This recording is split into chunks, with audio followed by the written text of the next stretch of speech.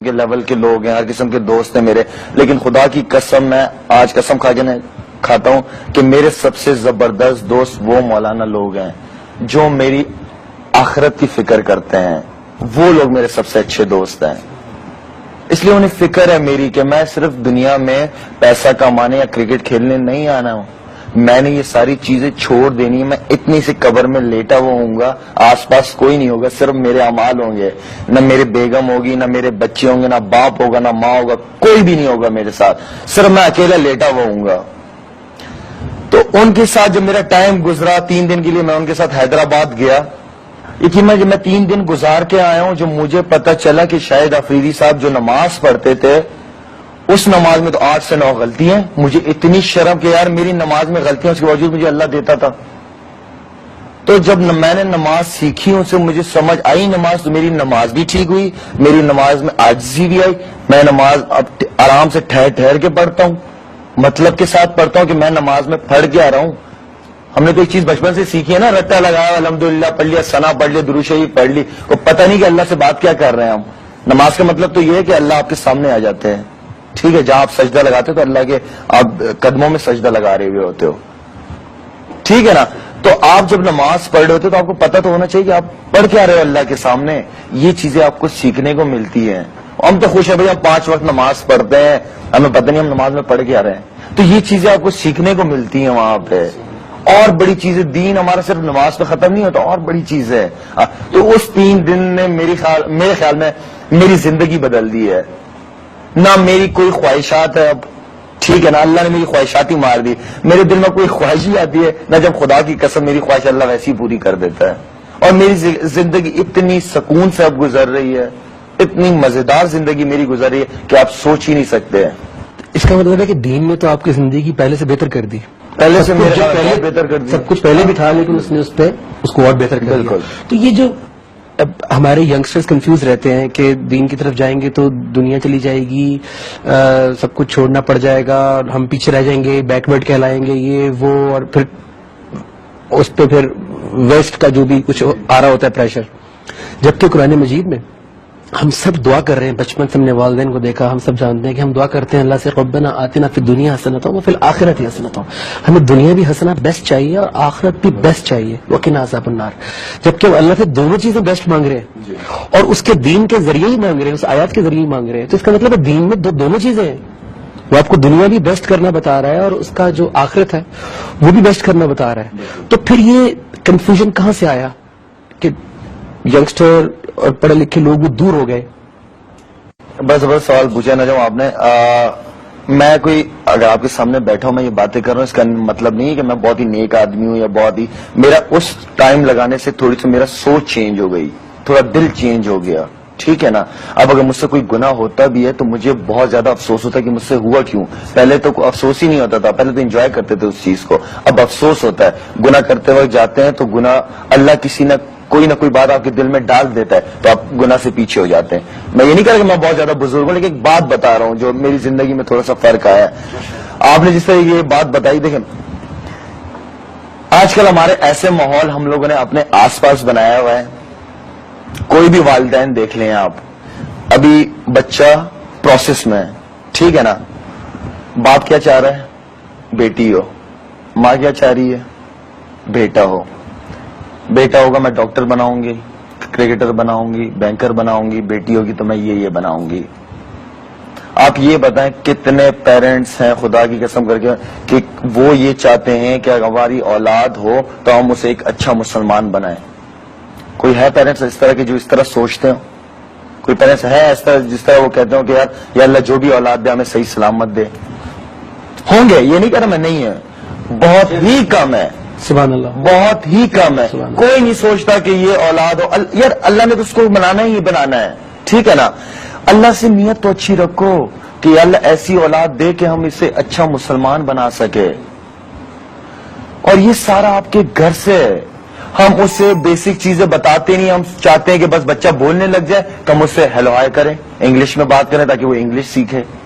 یار انگلش سیکھ لے گا وہ، لیکن جو بیسک چیز ہے نماز، کلمے کا مطلب، جب تک ہم یہ چیزیں بچے کے ذہن میں شروع سے نہیں ڈالیں گے وہ ایک اچھا کیریکٹر، ایک اچھا وہ نہیں بن سکتا۔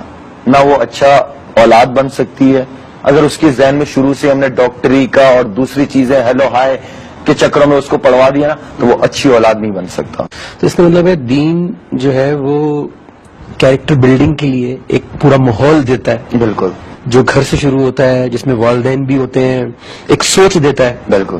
اور آپ کی ماشاءاللہ مجھے بڑی خوشی ہو رہی ہے کہ, اور ہمارے ناظرین بھی بہت خوش ہو رہے ہوں گے, آپ کی جو سوچ ہے وہ جو غور و فکر ہے اس کے اوپر میں قرآن مجید سے ایک حوالہ کوٹ کرنا چاہوں گا. سورہ انفال ہے 8, اس کی 29 نمبر ورس میں اللہ تعالیٰ فرماتے ہیں کہ یا ایھا الذین آمنوا, اے وہ لوگوں جو ایمان لائے ہو, ان تتقوا اللہ, اگر تم تقوی اختیار کرو گے. کیونکہ جب ہم غور کرتے ہیں, سوچنا شروع کرتے ہیں, تو ہماری کانشیسنیس, ہمارا تقوی بیدار ہوتا ہے. تو ان تتقوا اللہ, اگر تم تقوی اختیار کرو گے, یجعل لکم فرقانا, تو میں تمہارے لیے فرقان بنا دوں گا. اور فرقان ہم جانتے ہیں وہ نعمت ہے جو صحیح اور غلط کی تمیز ہمیں بتاتی ہے قرآن مجید کے روپ میں. یجعل لکم فرقانا, ہم تمہارے لیے فرقان بنا دیں گے. ویکفر عنکم سیئاتکم, اور تم سے تمہاری برائیاں دور کر دیں گے. ویغفر لکم, اور تمہیں بخش دیں گے. واللہ ذو الفضل العظیم. تو یہ تمام جو نعمتیں ہیں کہ فرقان ملے زندگی میں, صحیح غلط کی تمیز شروع ہو, اس کے بعد برائیاں دور ہونا شروع ہو ہماری لائف سے, ہماری بخشش شروع ہو, اور ہم پہ اللہ تعالیٰ کا پھر فضل عظیم ہونا شروع ہو جائے. تو یہ پورا پیکج کہاں سے شروع ہو رہا ہے؟ ان تتقوا اللہ, اگر تم تقوی کرو گے, اگر تم غور و فکر کرو گے, سوچو گے.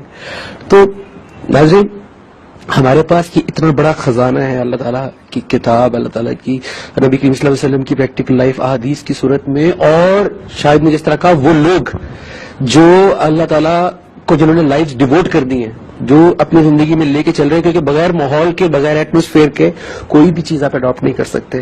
اچھا کرکٹر بننے کے لیے بھی آپ کو اچھے کلب میں اچھی لوگوں کے ساتھ کھیلنا پڑتا ہے. بالکل. تو اچھا مسلمان بننے کے لیے بھی آپ کو ضرورت ہے ماحول کی. شاید آپ نے بہت ساری زبردست باتوں کو ٹچ کیا ہے جس کو میرے لیے سم اپ کرنا مشکل ہو رہا ہے. آپ نے نماز سمجھ کے پڑھنے کی بات کی, جو کہ ایک اتنا بڑا رول پلے کر سکتا ہے کسی کی لائف میں. میرے اپنے زندگی میں جو جن کے اوپر میں فخر سے کہہ سکتا ہوں کہ کچھ تبدیلیاں آئی ہیں, اس میں نماز کا بہت بڑا ہاتھ ہے. اور وہ صرف تب ہوا جب جس بات پہ سجدہ کیا تھا وہ بات سمجھ میں آئی, تو جسم کے ساتھ ذات بھی جھکی. جب ذات جھکی تو پھر ذات سوچ میں پڑ جاتی ہے کہ یار میں نے اب سجدہ کر لیا تو کرنا بھی پڑے گا. اس سے پہلے صرف بغیر سوچے سمجھے سجدہ کر رہے تھے. آپ نے سجدے کی بات کی, آپ نے مسجد سے تعلق کی بات کی, آپ نے سوچ کی بات کی. مسجد کا کانسیپٹ ہمیشہ سے یہی تھا کہ ہر فیلڈ سے لوگ جائیں گے مسجد میں, کیونکہ جب میں اکیلا پڑھتا ہوں نماز تو میری لمیٹیشنز ہیں, مجھے چند آیات یاد ہیں, چند سورتیں یاد ہیں, ٹھیک ہے, میں حافظ نہیں ہوں, بہت سارے لوگ حافظ نہیں ہوتے, اور مجھے اپنی زندگی سے کچھ آیات کی روح مل چکی ہے جس کو میں اپنی نماز میں پڑھتا ہوں, اس کو مینٹین کرنے کی کوشش کرتا ہوں, لیکن مجھے آگے بھی بڑھنا ہے. مسجد کا کانسیپٹ یہ تھا کہ میں مسجد جاؤں گا, وہاں پہ وہ لوگ ہوں گے جو مجھ سے بہت آگے ہیں مرتبے میں, درجات میں, جو اس سے گزر چکے ہیں فیز سے. اچھا, وہاں پہ ایک ڈاکٹر بھی آئے گا, انجینئر بھی آئے گا, فوجی بھی آئے گا, کرکٹر بھی آئے گا, ایکٹر بھی آئے گا, وہ تمام لوگ جو اللہ کو ڈھونڈ رہے ہیں, جو اپنی زندگی کو امپروو کرنا چاہتے ہیں. اور جب وہ سب اکٹھے ہوں گے اور ایک میسج پڑھا جائے گا نماز میں, اور جو سب کے کانوں میں جائے گا, اور سب سجدہ کر کے جب اپنی اپنی فیلڈ میں جائیں گے تو اس میسج کو جا کے اپلائی کریں گے. کرکٹر گیا, اس نے جا کے اپنی ٹیم کے ساتھ تعلقات بہتر کیے, اس نے اپنی اپنی چیزوں کو کنٹرول کیا, فوکس کیا. ڈاکٹر گیا, اس نے جا کے اپنے اسٹاف کے اوپر کام کرنا شروع کیا, اپنی پرسنل لائف پہ کام کیا. فوجی نے جا کے اپنی بٹالین سے خطاب کیا کہ ہمیں یہ کرنا ہے, یہ کرنا ہے. پولیس مین نے اپنا کام کیا. تو یہ تمام جو مسجد کا جو سب سے بڑا جو کہتے ہیں اتنے گنا ثواب ہے, اسی وجہ سے ہے کہ سب کو کلیکٹو سننے کو ملتا ہے اور سب جا کے کنٹریبیوٹ کرتے ہیں سوسائٹی میں. تو یہ کیا ہوا کہ ہم جب مسجد سے باہر نکلے تو میں واپس اپنی فیلڈ میں چلا گیا, وہ واپس اپنی فیلڈ میں چلا گیا, اور جو لوگ مسجد میں بیٹھے تھے میں ان کے اوپر ساری ذمہ داری چھوڑ کے آ گیا کہ یہ دین کو آگے لے کے چلیں گے, میرے بچوں کو بتائیں گے یا بتائیں گے. کیا میری بھی ذمہ داری تھی, اور جتنے لوگ مسجد میں آئے تھے ان کی ذمہ داری تھی کہ وہ بھی دین کے لیے سوچ فکر کرتے, غور و فکر کرتے, اس کے لیے علم حاصل کرتے. حضور اکرم صلی اللہ علیہ وسلم کے بعد کوئی اور پیغمبر نہیں آئیں گے, وہی ہمارے آخری پیغمبر تھے. ہم لوگ حضور اکرم صلی اللہ علیہ وسلم کی امت ہی ہیں, ٹھیک ہے نا. مجھے آپ کی فکر ہونی چاہیے, آپ کو میری فکر ہونی چاہیے, مجھے اس بھائی کی فکر ہونی چاہیے, اس بھائی کو اس بھائی کی فکر ہونی چاہیے. ہمیں آپس میں ہی ایک دوسرے کی فکر ہونی چاہیے. ہم جب مسلمان جب قرآن میں